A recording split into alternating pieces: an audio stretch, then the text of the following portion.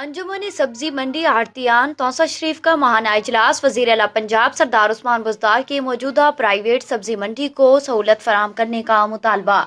सब्जी मंडी के ताजरों ने वज़ीर आला पंजाब सरदार उस्मान बुज़दार का शुक्रिया अदा किया कि उन्होंने सब्जी मंडी ताजरों के मुतफ़िका फैसले को इज़्ज़त बख्शी और तौसा शहर के जनूब में तजवीज़ करदा सब्जी मंडी के मनसूबा को मुस्तरद कर दिया है। माहाना इजलास में अंजुमन सब्जी मंडी आड़तियान के तमाम ओहदेदारान मेम्बरान ने भरपूर शिरकत की और वज़ीर आला पंजाब सरदार उस्मान बुज़दार से पुरअमन एहतजाज करते हुए अपील की है कि वो अपने शहर तौसा के गरीब ताजरों के लिए सहूलियात की फराहमी को यकीनी बनाए। बिस्मिल्लाहिर्रहमानिर्रहीम। मैं सदर सब्जी मंडी सैयद मोहम्मद शाह। ये साडा महाना एक आपस मीटिंग थी। असी साढ़े उत्ते टैक्स रखे गए मार्केट पैमरा की तरफों। ये टैक्स 7500 रुपया महाना फी आड़ती सालाना। उनके बाद फड़ा सालाना 5000 रुपया। ये बिल्कुल अस देवन की तैयार हैं, लेकिन साढ़े एक मुतालबात हैं वज़ीर आला साहब को, वज़ीर आज़म साहब को। ये साड़ी मंडी टफ टैल लवाई वजे, शैड बनवाया वजन, सैवरेज बनाई वजे, रोड बनाया वजे, पानी का कोई निज़ाम का नहीं, सैवरेज का कोई निज़ाम का नहीं। ये काम किया वजे।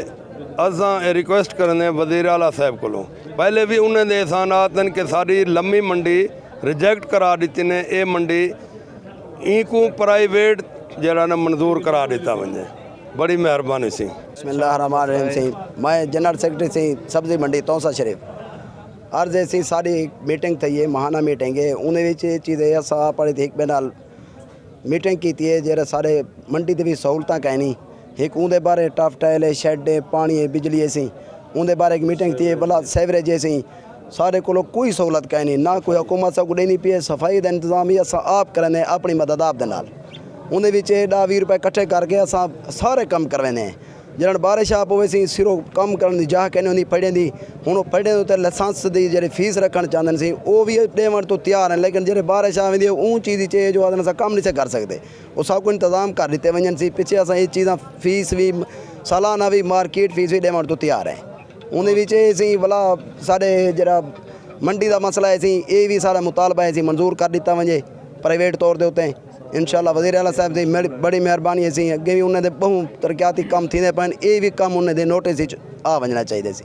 अल्लाह तो खुश रखे। Abul Qasim institute Taunsa ULM HEC approved government University of Lucky Marwat। Semester system, no age limit। BS Urdu, BS Chemistry, BS Mathematics, BS English, BS Computer Science, MA Urdu, MA English, B.Ed 1.5 years। Admissions are open। Abul Qasim Institute Tausa, near Town Committee, College Road, Tausa। Email ais.tausa@gmail.com। For contact 0333 8347700।